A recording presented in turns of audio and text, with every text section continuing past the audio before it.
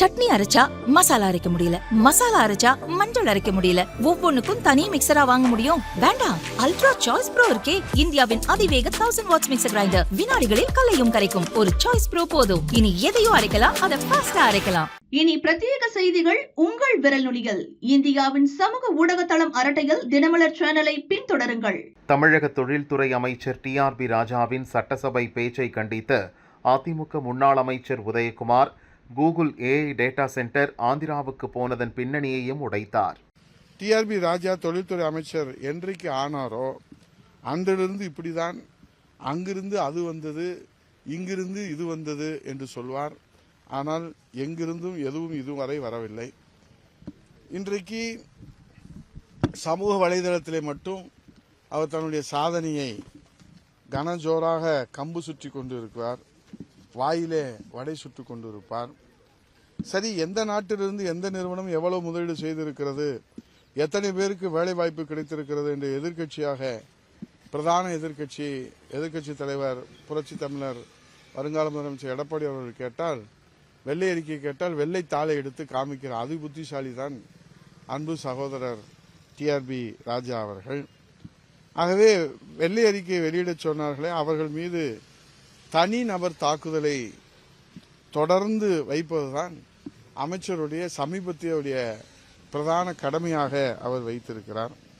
ஒன்றை நீங்கள் தெரிந்து கொள்ள வேண்டும், கெட்டிக்காரன் புழுகு 8 நாளைக்கு, ஆனால் திமுக அரசின் புழுகு அரை நாளிலே பாக்ஸான் நிறுவனம் இங்கே புட்டு அம்பலப்படுத்தி இருக்கிறது. சட்டமன்றத்தில் மாண்புமிகு நம்முடைய முன்னாள் அமைச்சர் அண்ணன் தங்கமணி அவர்கள் கூடுதல் செலவினங்களுக்கான துணை மானிய கோரிக்கை விவாதத்தில் பங்கெடுத்து அவர்கள் இந்த முதலீடு என்ன ஆயிற்று என்று கேட்கிற போது, அவர் பாக்ஸானிலே வேறு நிறுவனம் இருக்கிறது, முதலீடு செய்வது அதே பாக்ஸான் அமைப்பில் உள்ள வேறு ஒரு நிறுவனம், புதிய முதலீடு இல்லை என்றுதான் பாக்ஸான் நிறுவனம் சொல்லியிருக்கிறதே தவிர முதலீடே இல்லை என்று சொல்லவில்லை, நமக்கு முதலீடு உறுதி என்று கீழே விழுந்தாலும் மீசையிலே மண் ஓட்டவில்லை என்பதை போல முழு பூசணிக்காயை சோற்றிலை மறைத்து கதை கட்டி அவிழ்த்து விட்டுகிறார் இந்த அமைச்சர். இன்னும் எந்தெந்த விவகாரத்திலெல்லாம் இப்படி அம்பலப்பட்டு நிற்க போகிறார்களோ என்பதுதான் நமக்கு போக போக இன்னும் வெளியே வரும். இதில் இந்த AI தொழில்நுட்பம், இந்த வளர்ந்து வருகிற இந்த AI தொழில்நுட்பத்தில் இன்றைக்கு சுமார் 87,000 கோடி ரூபாயில் புதிய AI தொழில்நுட்ப மையத்தை ஆந்திராவில் அமைத்திருக்கிறது கூகுள் நிறுவனம். இந்த கூகுள் நிறுவனத்தினுடைய CEO சுந்தர் பிச்சை நம்முடைய மதுரையினுடைய மண்ணின் மைந்தர்.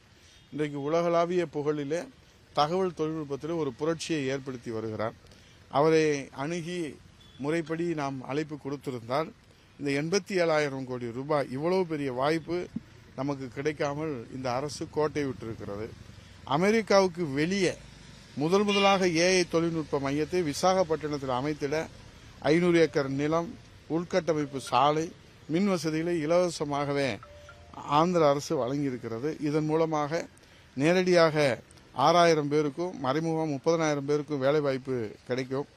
ஆந்திராவிற்கு ஆண்டுக்கு 10,000 கோடி ரூபாய் வருமானம் கிடைக்கும். இவ்வளவு ஒரு பெரிய வாய்ப்பை நீங்கள் இழந்திருக்கிறீர்களே, இது உங்களுடைய கவனம் இல்லாத, அக்கறை இல்லாத தன்மையை வெட்ட வெளிச்சம் போட்டு காட்டுவதாக இருக்கிறதே என்று சொன்னால், அவர் சொல்லுகிறார், முதலீட்டாளர்களை நாங்கள் ஈர்ப்பதிலே தவறவில்லை, அது அதானி ரெக்கமெண்டேஷனில் அங்கே போய்விட்டது என்று ஒரு பொறுப்பில்லாமல் விளையாட்டு பிள்ளை போல அவர் சட்டமன்றத்தில் பேசுகிறார். ஆந்திராவில் B4 என்ற ஒரு ஃபார்முலா வைத்திருக்கிறார்கள், பீப்புள் பப்ளிக் பிரைவேட் பார்ட்னர்ஷிப். இதன் அடிப்படையில் தான் இந்த முதலீடு ஈர்க்கப்பட்டிருக்கிறது. இனி ஆந்திரா விசாகப்பட்டினம் ராக்கெட் வேகத்திலே வளரும். முதலீட்டாளர்களை ஈர்க்க தமிழக அரசு இனிமேலாவது முனைப்போடு செயல்பட வேண்டும். இதைத்தான் நான் சொல்லுகிறேன்.